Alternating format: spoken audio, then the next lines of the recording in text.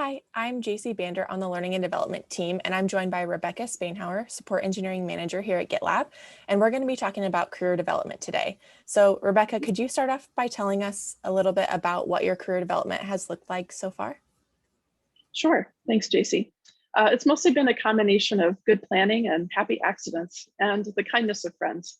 I've gotten several really good jobs where I grew a lot, and those were through friends' recommendations. I've also noticed that my best work happens when my roles and responsibilities are aligned with my values, because our work is just so much more than a title or a paycheck.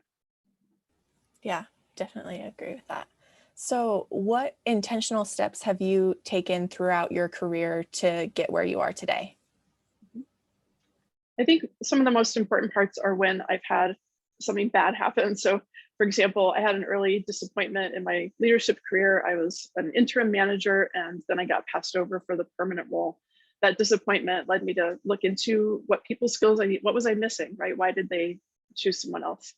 Um, I think it's also really, really important to work on oneself outside of work. So self-care, meditation, therapy, all of these really help you gain insight into yourself and others. Yeah, that's a great point. And time off, really And taking time off. time off. Yep. Yeah, Yeah. awesome. I did take kind of sabbatical time also. I'm happy to Oh, talk with people about that. That yeah, helped a lot.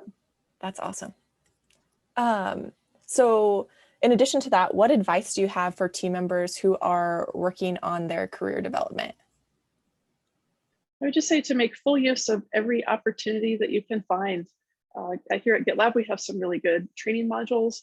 You should also talk with your manager about things like conferences or mentoring or coaching. One of the easiest things you can do is to establish informal mentoring relationships with your coworkers.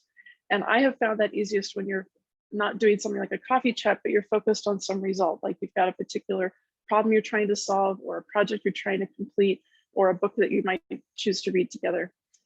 My number one advice, though, is just be bold and ask for what you want.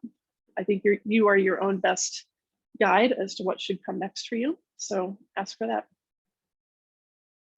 That's great advice. Thanks for sharing that.